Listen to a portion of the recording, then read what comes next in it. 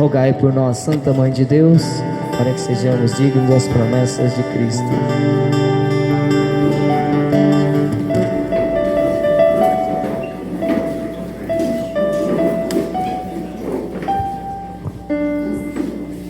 Bom dia. Então nós chegamos a um dos pontos mais altos do nosso retiro. Nós passamos por diversos momentos aqui, né? Vocês chegaram na sexta, eu estava aqui na sexta também, né? Acho que alguns devem me reconhecer, ou não devem me reconhecer porque eu estava bem, né? Hoje eu estou de batina. Naquele dia eu estava normal, né? Entre aspas. Mas a gente traçou um caminho, se vocês forem perceber. Chegamos, falamos do amor de Deus. Quando você chegou, o William, o seminarista William da Canção Nova, falou exatamente aquilo que é a sua vida, ou melhor, que era a sua vida. E aí você começou uma caminhada nova, uma caminhada de transformação. Esse retiro deve ser para mim, para você, para todos os servos do grupo, um retiro de mudança de vida, de mudança de mentalidade, onde nós deixamos todas aquelas nossas ideias para o lado de fora. Isso não quer dizer que depois que você sair daqui, você vai sair lá e pegar essas ideias de volta. Não. Quer que eu dê uma boa notícia para você? Essas ideias já foram embora. Elas não estão mais lá no portão, não. Eu vi que vocês estavam aqui, né? Rezando, pedindo o batismo no Espírito Santo. E aí vocês cantaram uma música que eu gosto muito. Somos teus filhos, ó Pai. Estamos reunidos em teu nome. Nós somos filhos de Deus. Nós somos filhos de Deus, mas nós só podemos chamar Deus de Pai porque nós temos uma mãe.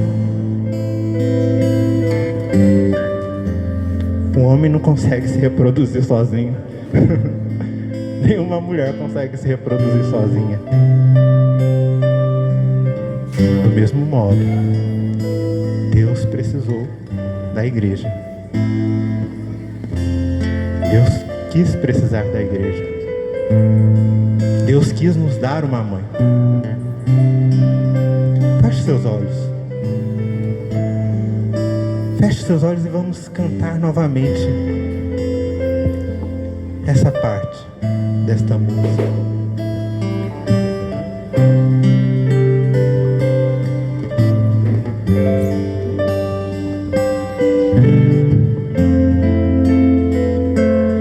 Sopra em nós, sopra em nós. Somos teus filhos, ó Pai. Estamos reunidos em teu nome. Sopra em nós, sopra em nós. Somos teus filhos, ó Pai. Estamos reunidos em teu nome.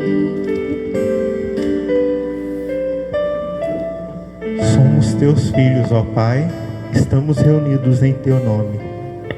Essa música, ela é profética. Ela diz tudo. Ela diz justamente aquilo que é a identidade da igreja. Somos teus filhos, ó Pai, estamos reunidos em teu nome. A igreja é justamente essa reunião dos fiéis. Ninguém é igreja sozinho. Ninguém é igreja separado. A igreja é um corpo. Nós fazemos parte deste corpo. Ah, mas a igreja não é necessária, Robson. E aqui eu me apresento, né? Meu nome é Robson, sou seminarista, estou no 2º ano de teologia. E durante todo o meu período de início de conversão, porque a conversão é um processo, eu fui desvendando este mistério de que a igreja é a minha mãe, de que eu não sou órfão. Vocês não são órfãos, vocês são filhos da igreja. Se vocês estão aqui hoje foi porque o Senhor convocou vocês para estarem aqui. Foi o Senhor que atraiu vocês. Eu não sei por qual objetivo você saiu de lá de baixo, né, do lugar civilizado, para vir para cá. Um lugar tão rural, né? Onde você sente o cheiro do esterco, né?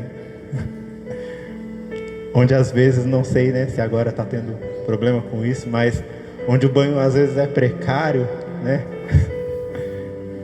Onde às vezes a água é precária. Você saiu de lá porque o Pai te chamou para vir aqui. Por quê? Porque a igreja é aquela que chama os seus filhos de volta. É aquela que abre os braços, vê que o filho está afastado e chama o filho novamente. Quantas vezes você, eu, nós servos, brigamos com os nossos pais, né? Mas, no entanto, os nossos pais continuaram de braços abertos para nós. Os nossos pais continuaram de braços estendidos porque sabia das nossas fragilidades. Sabia da nossa ignorância.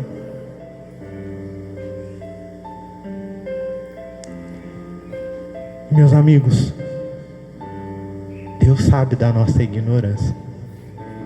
Nós somos todos ignorantes. Eu, Robson, sou ignorante. Fernanda, ignorante. Fábio, ignorante. Ana. Porque nós temos os olhos voltados para nós. Nós não temos os olhos voltados para o todo, para todos. Isso é o ser igreja. É eu ver um todo, não somente eu.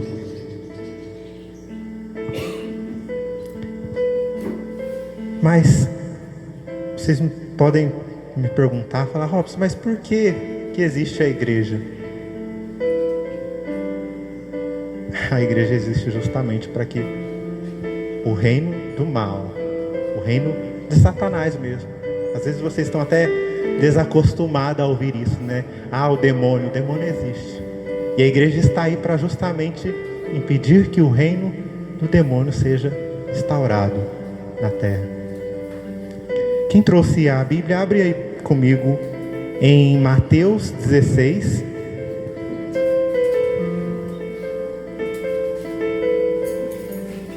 De 13 a 19.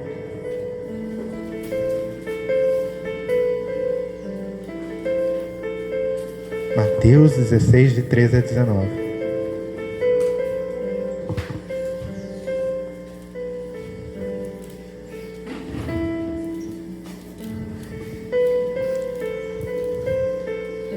Amém?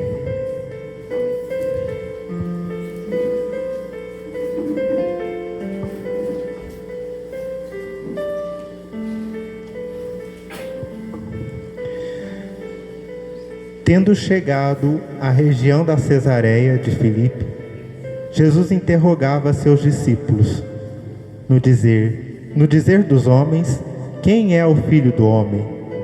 Eles disseram, para uns, João o Batista, para outros, Elias, para outros ainda Jeremias ou algum dos profetas.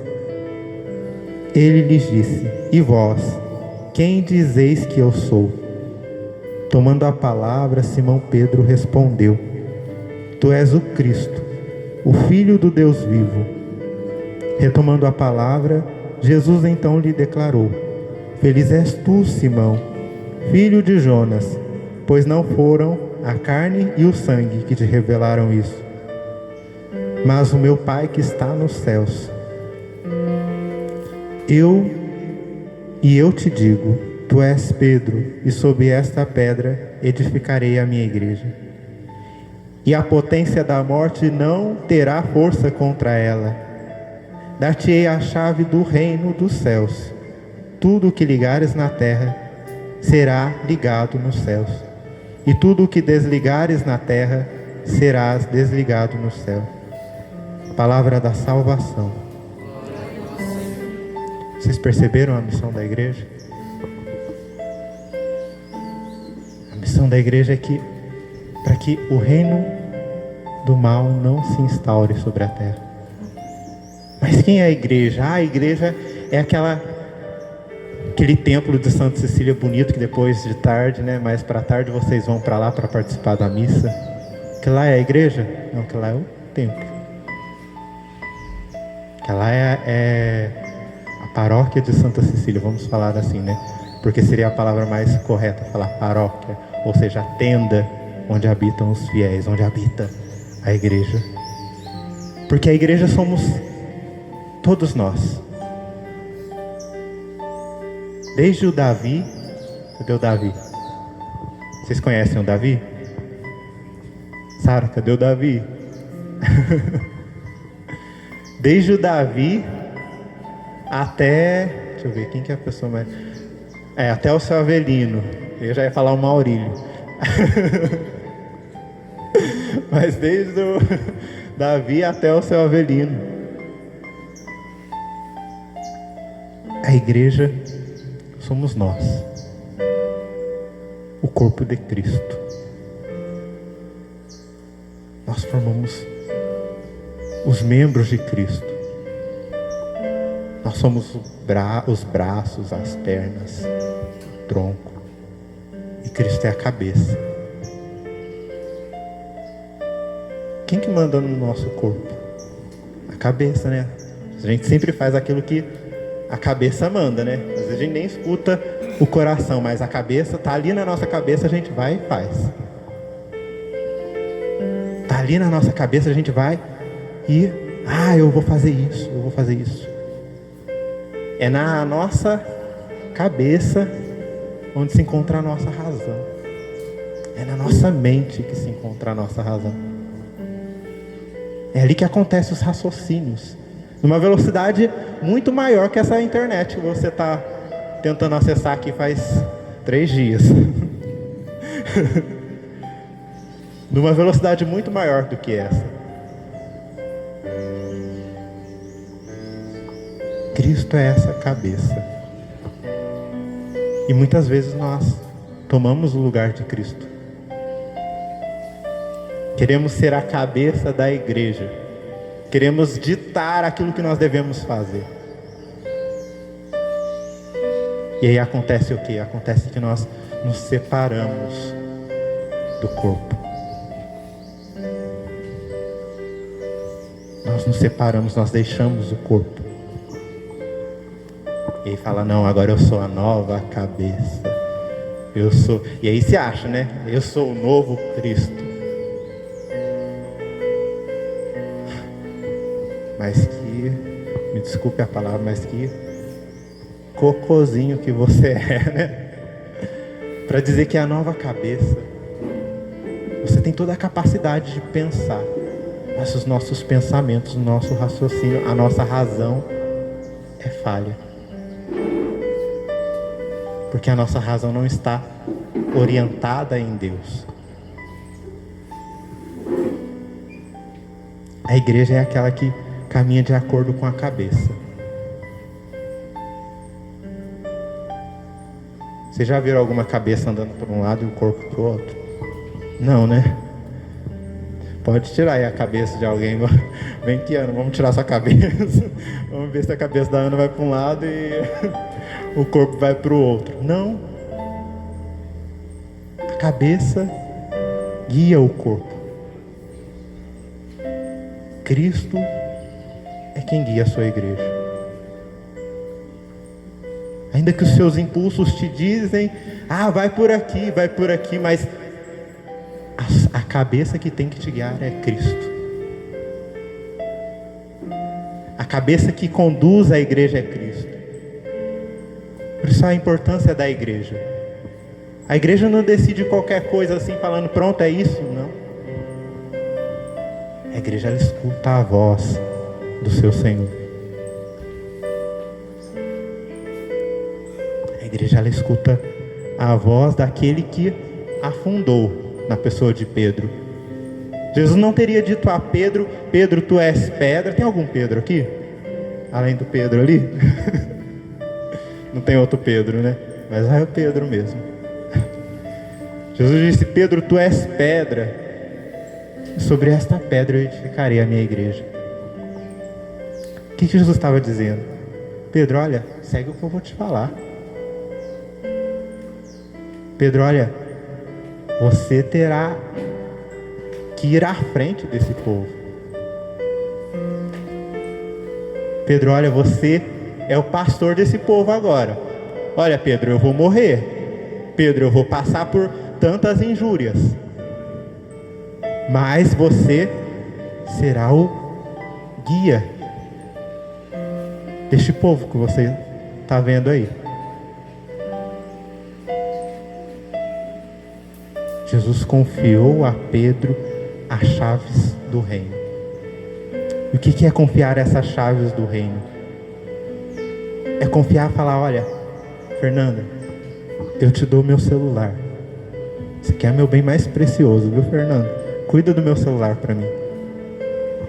E aí, o Senhor deixou a igreja com Pedro. Eu deixei meu celular com a Fernanda, para a Fernanda cuidar dele. E o que eu espero da Fernanda? Que a Fernanda pelo menos não caia no meu celular e quebre a tela. E o que o Senhor espera de Pedro? Que Pedro cuide das ovelhas, ainda que elas se machuquem, mas continue guardando cada uma delas.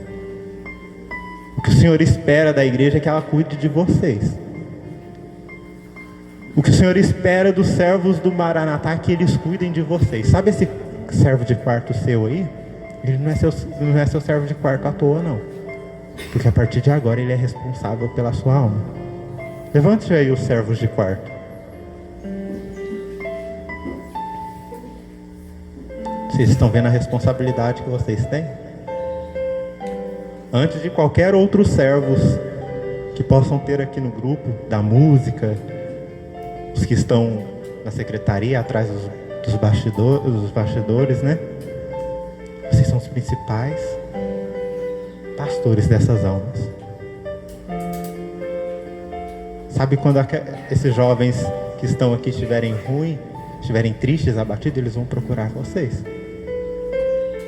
E se não procurarem, vocês são responsáveis por eles. Vocês que têm que ir lá, largar as 99 e ir lá procurar. Por quê? Porque vocês são a igreja.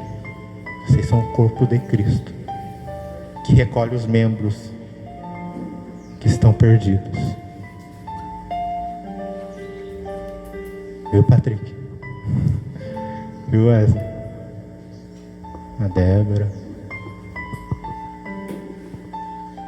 Vocês já sabem, né? Podem sentar. Irmãos, então nós não somos órfãos. Eu não sou órfão. Eu vou falar para vocês. Eu vivi um período muito difícil na minha vida. Há 3 anos atrás, né? Quem me conhece sabe. Um período em que eu comecei a me sentir órfão. Comecei a me sentir órfão. Por que eu comecei a me sentir órfão? Porque há 3 anos atrás eu perdi a minha mãe. Imagina só, eu que sempre sonhava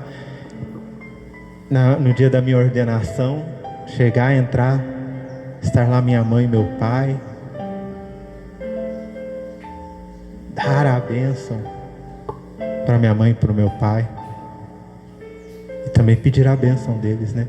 Mas seria uma coisa inédita, né? Geralmente quem pede a bênção é o filho, mas naquele momento eu ia abençoar os meus pais.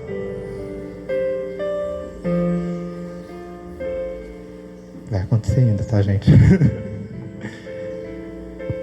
E aí, de repente, a vida corta todos os meus projetos, tudo aquilo que eu tinha no meu coração. E ali foi um sentimento de orfandade puro, repleto. Nada me consolava naquele momento. Nada. E eu, na minha timidez, rezava, brigando com Deus. Mas deixa eu contar para vocês um pouquinho antes. Um pouquinho antes, minha mãe ficou internada 20 dias no hospital. 20 dias. Pensam bem, 20 dias no hospital. Desses 20 dias, 6 dias na UTI. E desses 20 dias, eu nunca me aproximei tanto de Deus como neste período.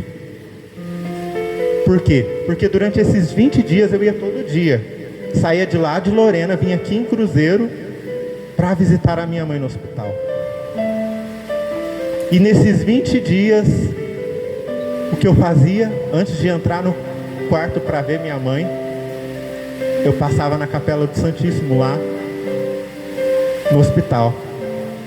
E nesses 20 dias Deus nunca colocou no meu coração a certeza de que minha mãe seria curada. Deus nunca colocou. Eu vi ali a minha mãe boa, depois eu vi a minha mãe ruim, e aí depois eu vi, nossa, minha mãe está com todo o gás, agora ela sai. Mas no meu coração não tinha essa certeza. Desde o dia em que a minha mãe saiu, na verdade desde o dia em que eu cheguei em casa numa segunda-feira de folga, né? Nesse dia eu tinha até cometido um crime, porque eu queria tanto estar em casa, né? Estar com a minha mãe e tudo mais, que eu até matei as 2 últimas aulas na faculdade. Não façam isso. Não vivam fora da lei. E aí fui para casa. Cheguei lá, minha mãe não estava em casa. Minha mãe não estava em casa. Minha irmã estava lá fazendo almoço. Falei, ô louco. Minha irmã chama Andréia. Falei, Andréia, onde que a mãe tá? Ela falou, Robson, a mãe foi para Santa Casa. A mãe foi para Santa Casa porque estava com falta de ar. Falei, ah, tá. Aí fiquei lá. Fiquei esperando, né? Fiquei até 9 horas da noite em casa. E isso minha mãe chegou, era umas 6 horas da tarde em casa.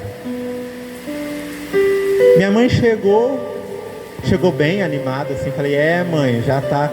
E nisso o que tinha acontecido antes? Tinha acontecido o casamento da minha irmã, né? Eu falei, nossa, um dia depois do casamento da minha irmã, minha mãe já passa mal. E eu falei, mãe, tá vendo só a correria deu cansaço na senhora, né? Mas minha mãe chegou, minha tia tava lá em casa, e a gente começou a conversar, né? E aí a minha mãe falou assim pra mim, Robson, vai lá, compra um cigarrinho pra mãe. Vai lá no mercado, no bar, compra um cigarrinho pra mãe. Falei, não, mãe, eu não vou comprar cigarro pra senhora. Porque eu já tinha prometido que eu não ia comprar cigarro pra ela há muito tempo. Ela falou, vai lá, filho. Eu falei, não, mãe, eu não vou. Daí ela falou, vai sim. Eu falei, não, mãe, não adianta insistir que eu não vou. Aí ela tava mexendo lá e encontrou um cigarro. Tinha acabado de sair do hospital. E começou a fumar. Só que nisso que ela fumou, ela começou a sentir falta de ar de novo. Voltou pro hospital. A partir daquele momento que a minha mãe voltou pro hospital, meu coração falou assim. No meu coração eu senti assim: aproveita os últimos instantes. Por que eu tô falando isso? Porque antes disso, nas vésperas do casamento da minha irmã, eu vou ter que começar a falar mais alto. Nas vésperas do casamento da minha irmã, eu tinha sonhado a coisa mais terrível da minha vida. Eu tinha sonhado que eu tinha perdido a minha mãe. Eu tinha sonhado que a minha mãe tinha morrido. E a partir daquele momento, meu coração ficou sem paz.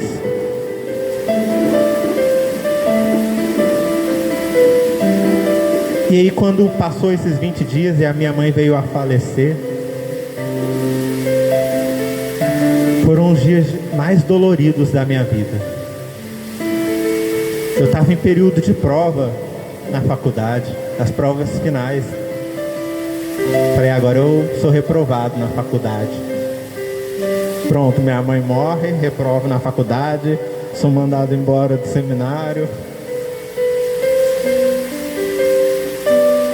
Mas, meus irmãos, Deus foi tão bom comigo, que os professores falaram assim para mim: Robson, não precisa se preocupar. A nota que a gente está aqui vai ser a nota que a gente vai dar a média, né? Somar para você.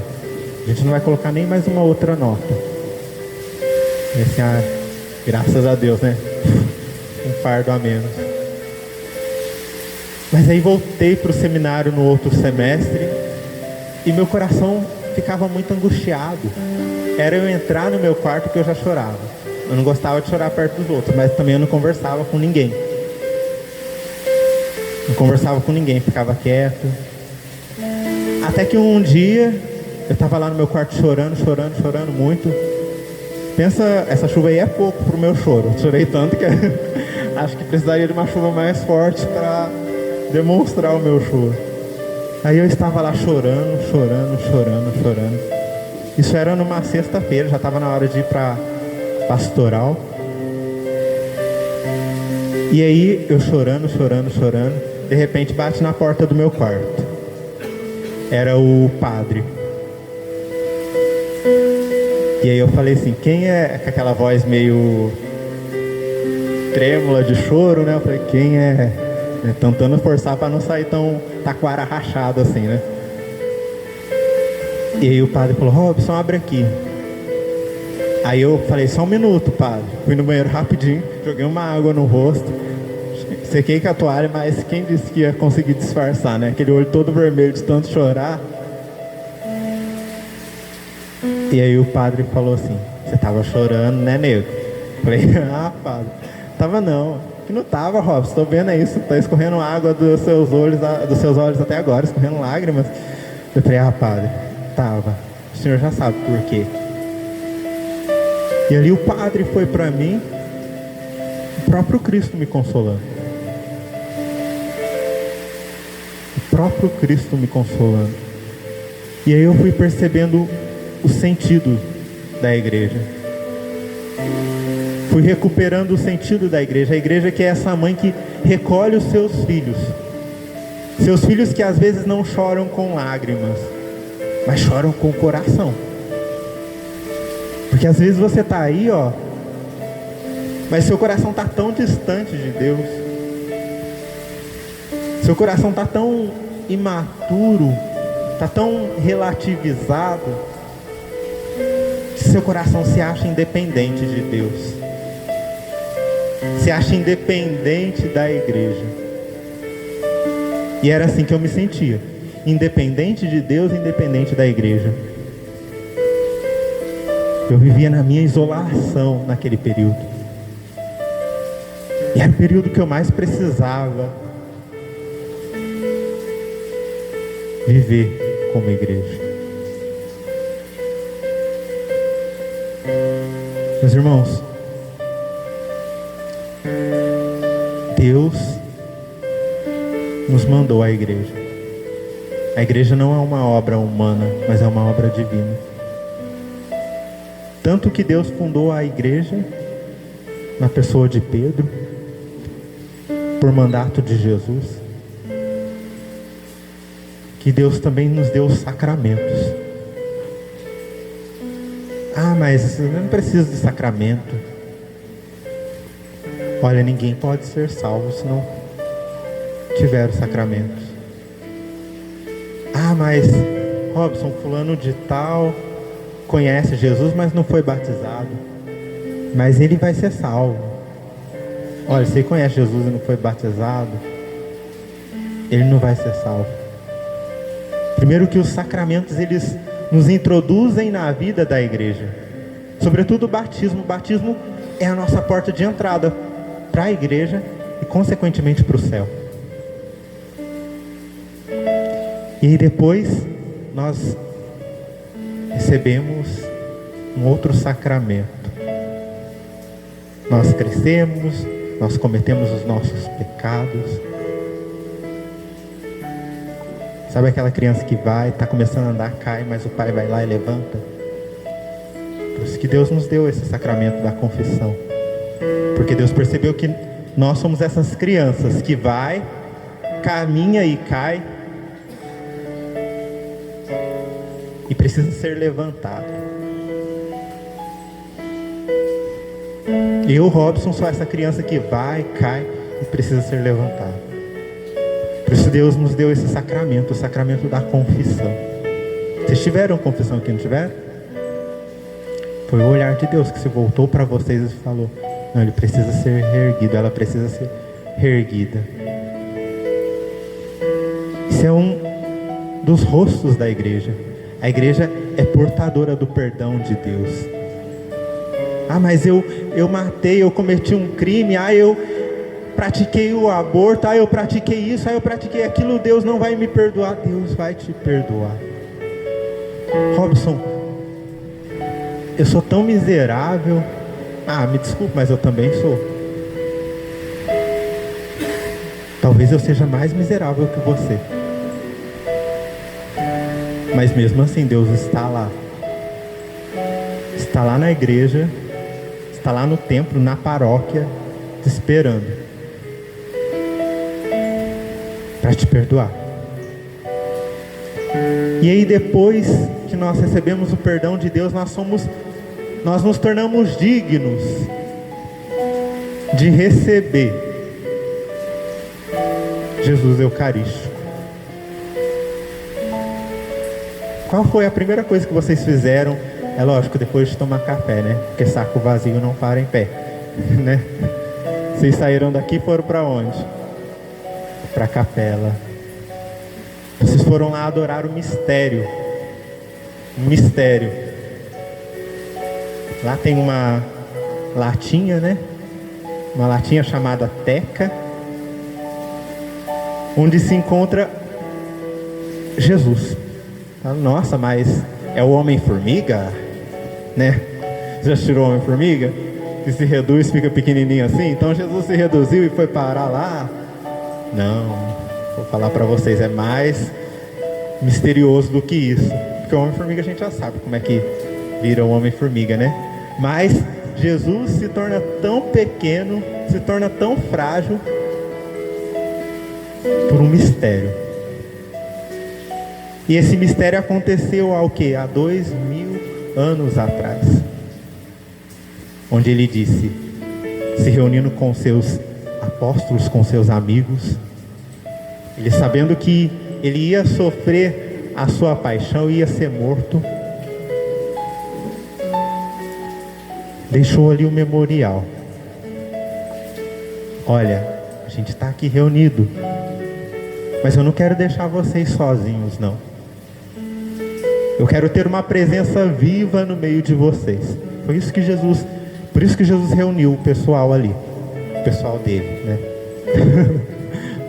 Vamos falar numa linguagem bem assim, né? A gangue dele. Jesus resolveu reunir a gangue dele ali vamos fazer o seguinte, mano. Vamos reunir aqui porque eu não quero deixar vocês sozinhos nessa não, beleza? Ele falou, não quero deixar vocês sozinhos nessa não. Por isso ele reuniu seus amigos.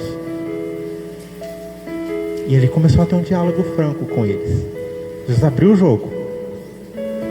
Abriu o jogo.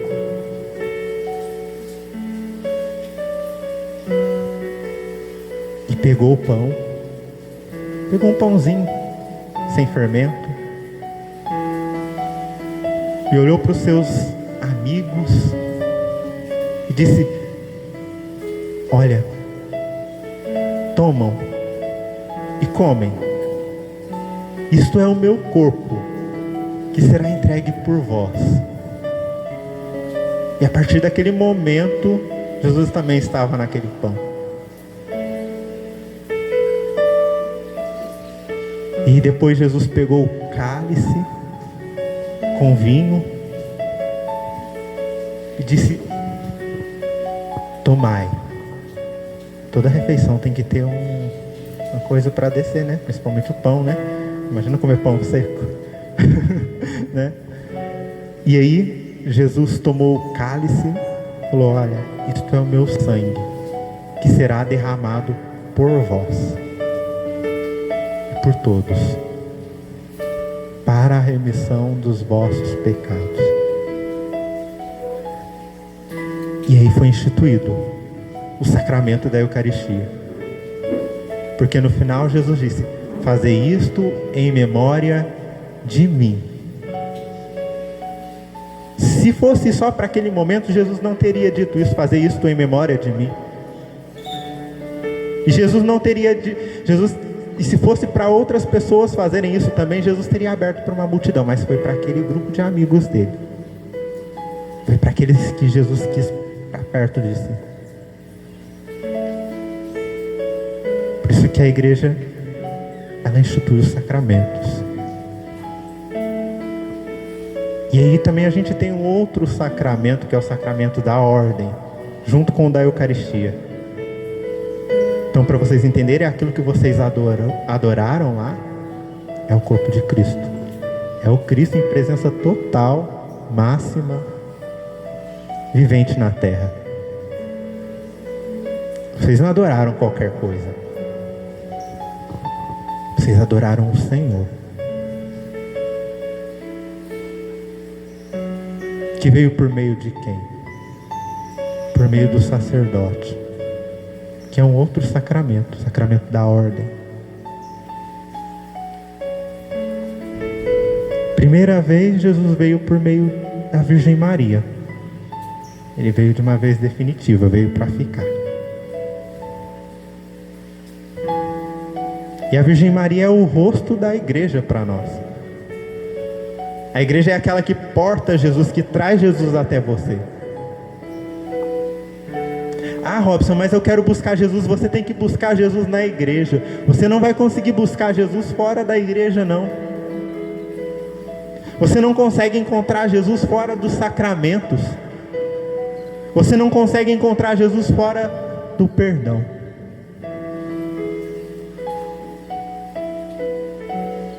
Meus irmãos, esses são os primeiros passos para você que quer viver com Jesus para sempre. Se você já foi batizado, já recebeu a primeira comunhão, tudo mais, você já está no caminho certo. Depois Deus te chama a uma vida específica. Deus te chama ou ao sacerdócio, ou ao matrimônio. Deus, Ele te chama.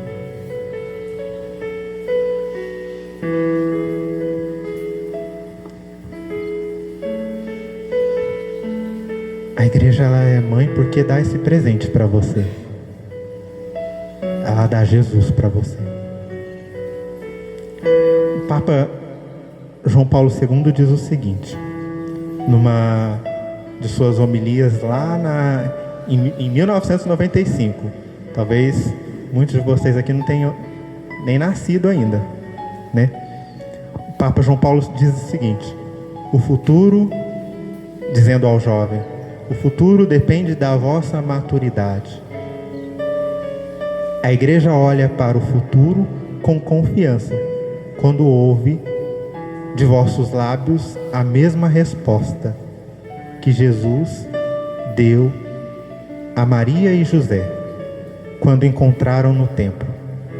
Qual foi a resposta que Jesus deu à sua mãe e ao seu pai? Foi a seguinte: não sabeis que eu devo ocupar-me das coisas de meu pai? Que alegria seria se você pudesse dizer isso aos seus pais. Seus pais dissessem para você: filho, você está indo muito na igreja. Filho, nossa, você é um beato, você é um santo. E se você dissesse aos seus pais: não sabeis que eu devo cuidar das coisas do meu pai? Não sabeis que eu estou indo na casa da minha mãe cuidar das coisas do meu pai.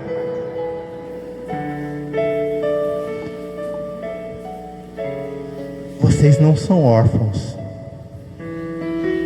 Desculpe, vocês não são órfãos.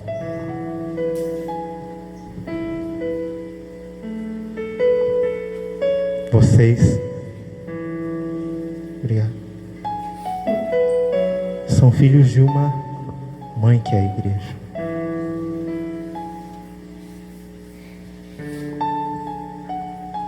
São Cipriano diz: ninguém pode ter a Deus por pai se não tiver a igreja por mãe. Então, meus irmãos, se vocês dizem aí: ah, mas Deus é nosso pai, né? Deus é seu pai, sim. Mas lembra que você tem uma mãe também. Lembra que você tem uma igreja que zela pela sua vida. Lembra que você tem uma igreja que defende a sua vida. Eu vou falar mais para você. Se você está aqui hoje é por causa da igreja. Se você está vivo hoje é por causa da igreja. Porque a igreja foi a principal responsável de não deixar que você fosse abortado, de não deixar que você fosse ralo abaixo.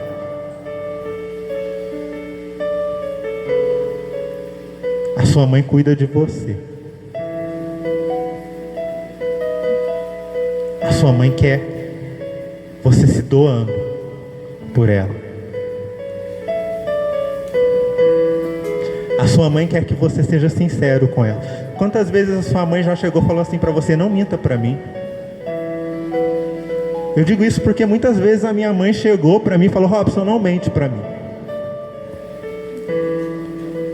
Acredito que a minha mãe não foi a única que disse isso, não.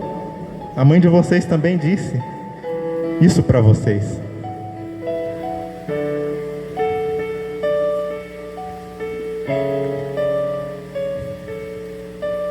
Nós somos filhos da igreja.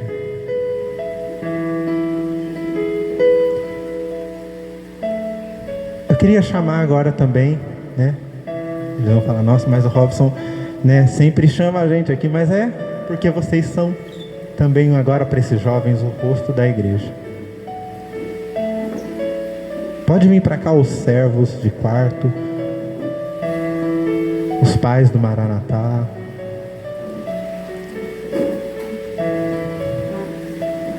a Tayla, o Maison.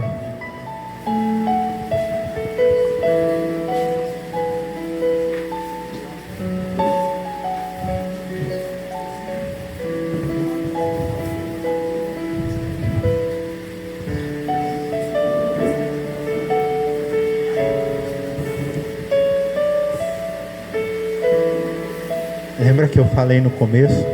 Nós somos sem vergonhas.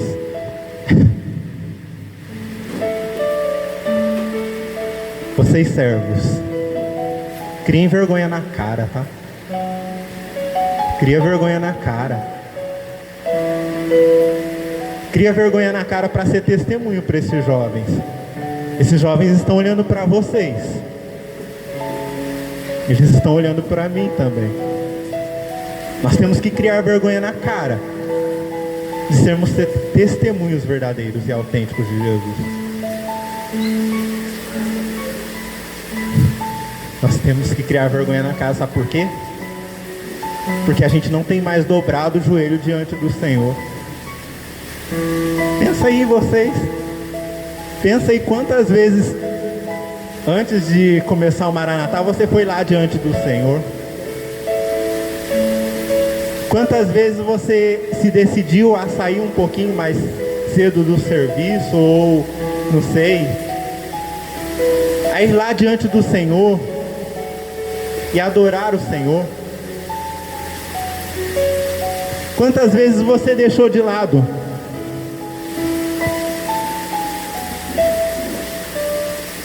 Ontem vocês ensinaram eles a rezar, não ensinaram? E quantas vezes você deixou de lado? Cria vergonha na cara. Cria vergonha na cara. Porque senão um dia um desses jovens vai chegar na sua cara e vai dizer: Sabrina, hipócrita. Só um exemplo, tá, Sabrina? Vocês acharam chato depois. Mas vocês precisam ser testemunhos para esses jovens.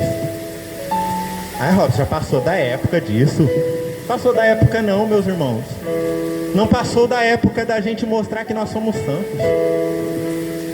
Não passou da época de nós mostrarmos, não somente a esses jovens, mas ao mundo inteiro, que nós somos diferentes. Não passou do tempo da gente sair com o terço na mão e rezando, não. Não passou desse tempo, não. Não passou do tempo em que a gente está lá cozinhando, né, Fernando? Mas está lá na canção nova, está lá escutando, está rezando. Não passou desse tempo, não. Não passou desse tempo que a gente está lá na faculdade e está rezando, não. Não passou, não.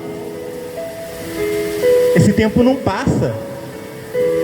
Nós somos a igreja, e a igreja é viva, ela mantém a sua tradição, ela mantém a sua oração. Não sejam hipócritas. Rezem. Rezem, porque é isso a única arma que nós temos para continuar atraindo os jovens para Cristo. Não sejam sem vergonhas, não. Deixa eu só empurrar isso aqui para trás um pouquinho. Para dizer para vocês agora, jovens. Vocês também não sejam sem vergonhas, não.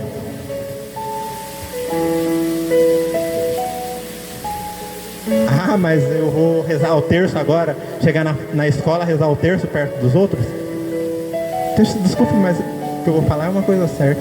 Que se dane os outros do que vão dizer de você que está lá rezando o terço. Que se dane os outros que vão ver você entrando na igreja e adorando o Senhor. A vida é sua. A salvação é sua. Eles estão aqui para te ajudar. Eles estão aqui para puxar a orelha de vocês e também vocês puxarem a orelha deles. Eles estão aqui para, juntamente com vocês, ofertarem a vida. Nós temos que ter a coragem de gastar até o último suor, até o nosso último respiro, a nossa vida por Deus.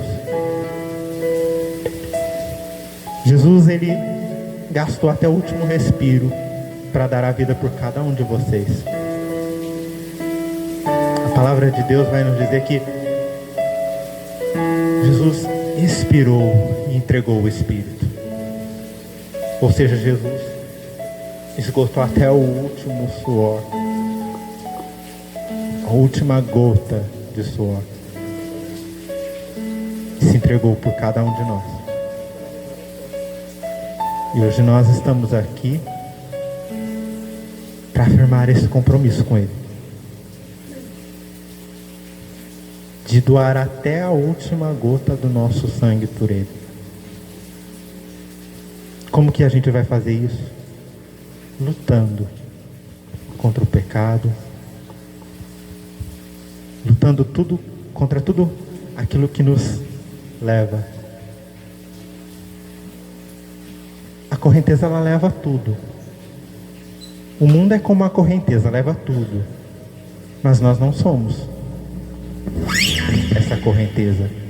Muito pelo contrário, nós nadamos contra ela.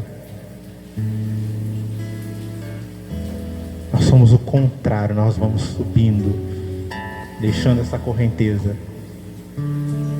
Vocês são o contrário. Vocês não podem se mostrar igual ao mundo para esses jovens. Ai de vocês se mostrarem como o mundo para esses jovens. Vocês não podem se mostrar como o mundo para esses jovens, não. Vocês têm que mostrar para esses jovens que, olha, tá doendo, tá difícil, mas é para doer mesmo.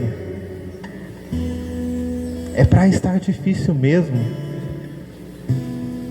O doer e o estar difícil é o sinal de que a coisa está encaminhando. Jesus não sentiu a dor?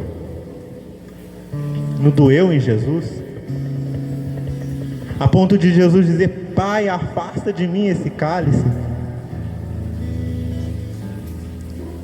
Jesus teve medo.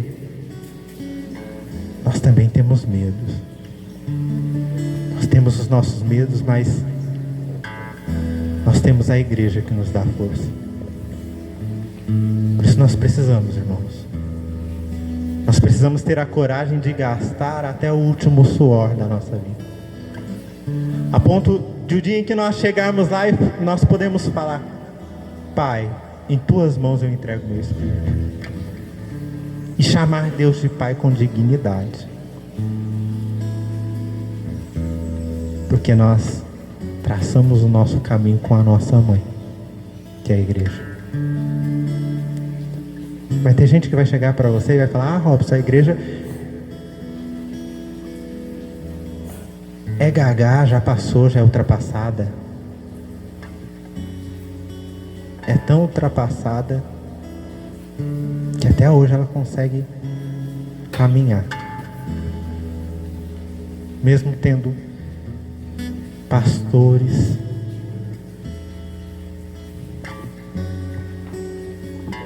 que se perderam.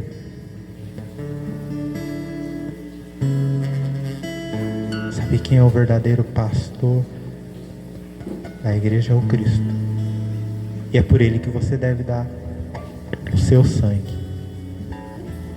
É por Cristo que você deve se sacrificar.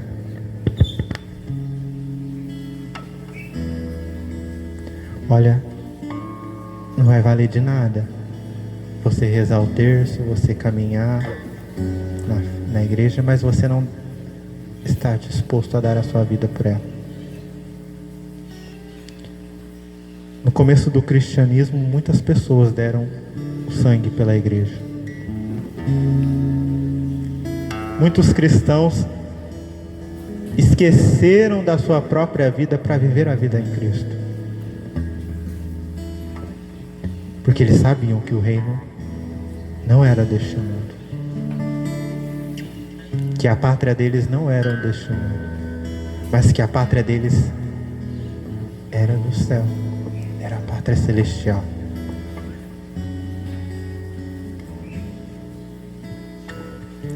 Nós estamos aqui. Nós estamos aqui para ser o sinal dessa pátria celestial. As pessoas precisam olhar para você, Sabrina, e falar: Ah, a Sabrina me representa o céu. As pessoas precisam olhar para o Fábio e para a Fernanda e falarem: Ah, esse casal representa o céu. Então eu quero lutar. Então eu quero lutar. As pessoas têm que olhar para a Carol e falar: Eu quero lutar. A Carol vive isso, eu posso viver também. As pessoas precisam olhar para vocês, irmãs, e dizerem: Como eu anseio por isso. Como eu quero ser santo.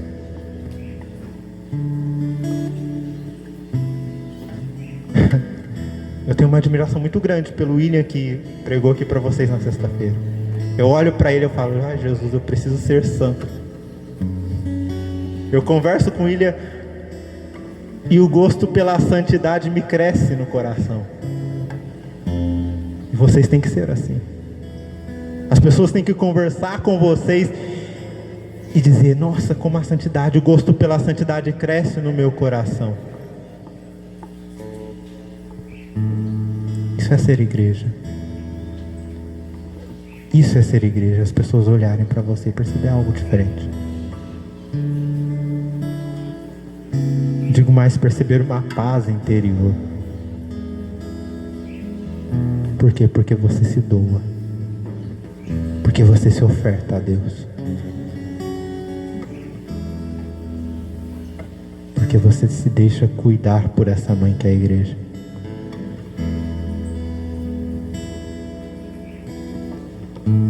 Vocês são a imagem agora da igreja para esses jovens. vocês são a oferta viva daquilo que é essa obra Maranatá. Tudo aquilo que a gente já viveu nesse Maranatá.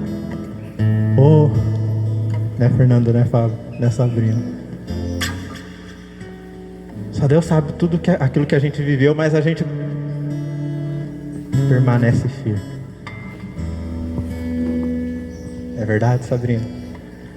A Sabrina lá com os 2 filhinhos pequenos, né? A gente conversando de madrugada já no WhatsApp. Não, Sabrina? A Sabrina, pelo amor de Deus, Robson, conversa comigo porque esses 2 não querem dormir. A Sabrina estava ali doando a vida pelos filhos dela. Ela estava se ofertando, se desgastando. Continua se desgastando, né? Porque eu acho que eles não continuam, estão dormindo tarde ainda. A Fernanda com o Fábio. Gente, se vocês conhecessem a vida desse casal, o quanto tempo que eles demoraram para casar. Olha, eles já estão fazendo bodas de ouro aí. Mas eles se ofertaram um pelo outro. Eles viveram e vivem aquilo que a igreja manda. Sabe qual foi a alegria? A maior alegria do meu coração no sábado passado foi de ter chegado lá na Canção Nova e ver a Fernanda e o Fábio. Eles estavam lá na... Desculpa, não sei se eu podia falar, mas eu falei. Denunciei. Eles estavam lá. E aquilo me alegrou o coração, porque eu falei, esse casal continua buscando Deus. Este casal continua buscando Deus.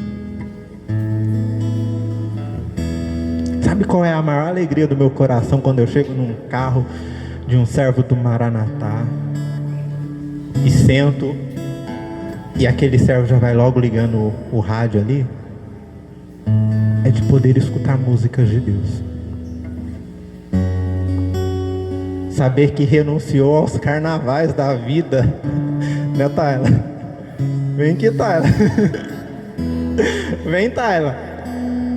Saber que renunciou aos carnavais da vida, foi capaz de renunciar às paixões, porque a Tayla, olha, falar pra você, a Tayla era sapatinho de fogo. Mas, no entanto, a Tayla se desgastou, tá até aí mancando. Se desgasta por Deus. Ô Márcio, vem aqui com a sua esposa. Vem aqui com a sua esposa. O Márcio também foi outro que se desgastou. Ele correspondeu. Ele se desgastou tanto que não consegue nem pentear mais o cabelo, ó. Mas coitado, também não tem tanto assim, né? É sinal de desgaste, gente. O desgaste faz isso conosco. Daqui uns dias vocês vão ver, o meu cabelo, quando começa a crescer, começa a aparecer os brancos. Aí eu já vou lá e já corto, né, para não aparecer tanto. Mas essas pessoas que estão aqui são sinais. São pessoas que se desgastaram, que tinha tudo para desistir, mas resolveram dar o sangue, resolveram resistir até o fim. Eles não morreram ainda. Não morreram, porque tudo vivinho da Silva, tá vendo? Mas eles têm um propósito no coração, de até o último suspiro clamar Abba. O que significa isso? Chamar Deus de Pai. E o grito de Abba é um grito de pertença. Quando Jesus falou Abba, ele tinha uma pertença tão grande pelo povo que ele foi capaz de chamar Deus de Pai.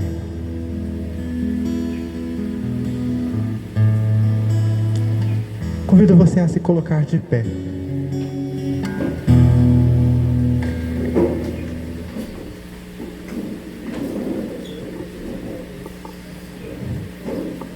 E a dizer a Deus: Senhor, o Senhor é o meu Pai, mas Senhor, eu tenho uma mãe. A minha mãe é a igreja, Senhor. E por isso, Senhor, eu quero me desgastar por ela.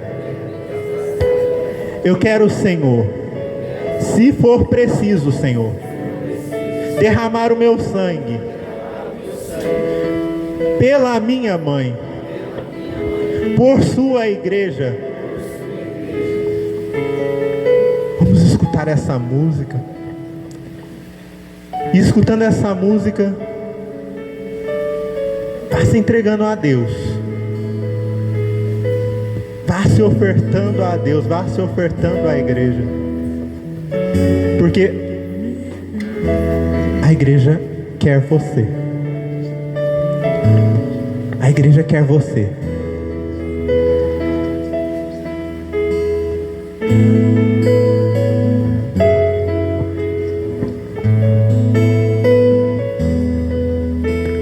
Quero corresponder com oferta do meu viver ao apelo de Deus em meu coração. A humanidade a chorar, sofrendo a esperar que o meu canto, que o meu grito se faça escutar. Quero corresponder com oferta do meu viver ao apelo de Deus em meu coração. A humanidade a chorar, sofrendo a esperar que o meu canto, que o meu grito se faça escutar. Quero ofertar minha vida, gastar os meus dias, minha juventude por amor, porque o meu perfume não se espalhará se não se derramar. Por amor a Deus, quero ofertar minha vida, gastar os meus dias, minha juventude por amor, porque o meu perfume não se espalhará se não derramar. Você quer derramar o seu sangue? Quer derramar o seu perfume? Dobre os seus joelhos agora, se você pode. Vocês servos agora estendam as mãos sobre estes jovens.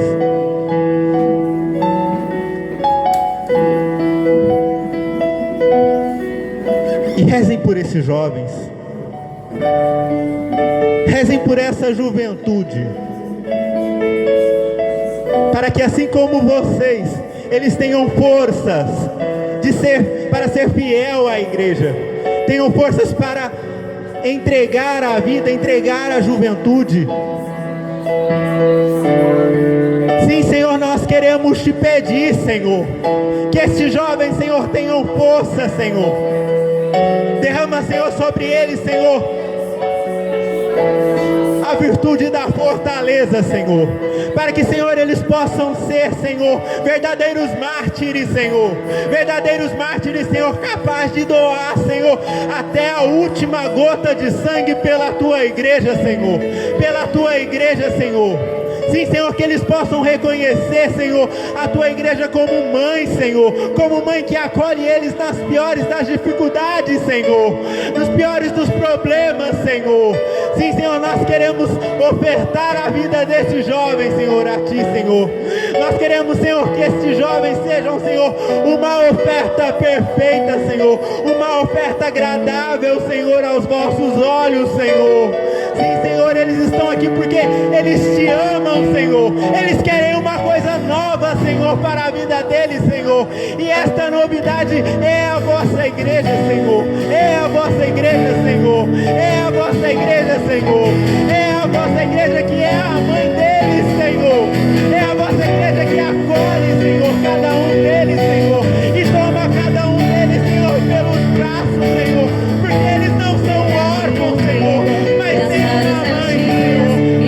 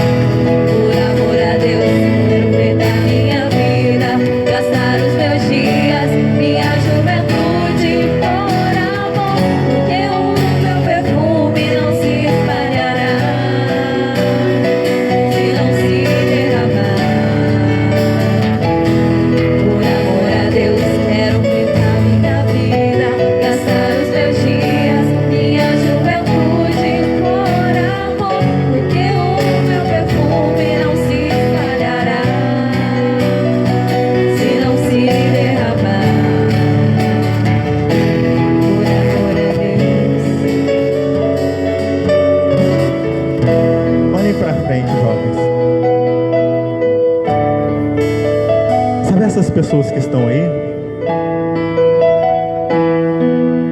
Elas querem levantar vocês quando vocês caírem. Elas não querem ver vocês prostrados.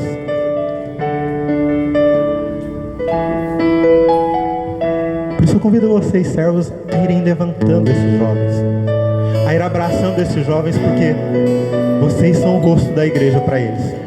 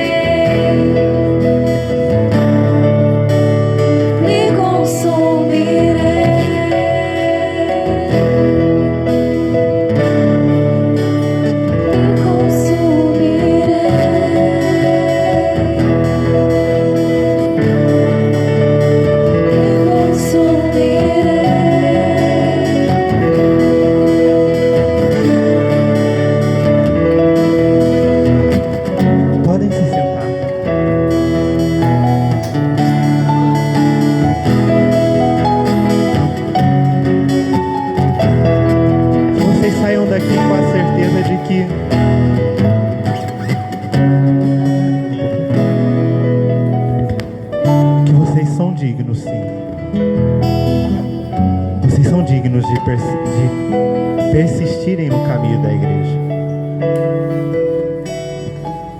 Quantas vezes vocês, alguns até perseguiram aqueles que já se mostravam mais de igreja. E hoje você pode até dizer, mas eu persegui, eu não sou digno. Você é digno. Você é digno de carregar esse nome. Nós somos dignos. Nós somos dignos, irmãos. Vamos ficar de pé de novo?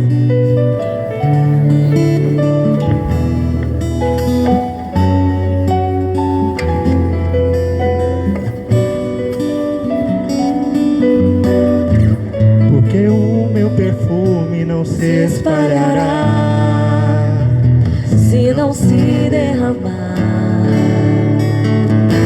Por amor a Deus, quero enfrentar minha vida, gastar os meus dias, minha juventude, por amor, que o meu perfume não se espalhará se não se derramar.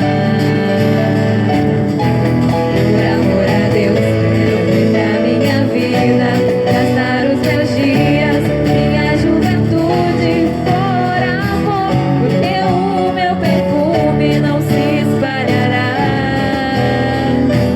se não se derramar. Por amor a Deus. Tá? Meu perfume não se espalhará se não se derramar, por amor a Deus. Vocês viveram Pentecostes de manhã, e a igreja, quando vive Pentecostes, ela é impulsionada agora, ó,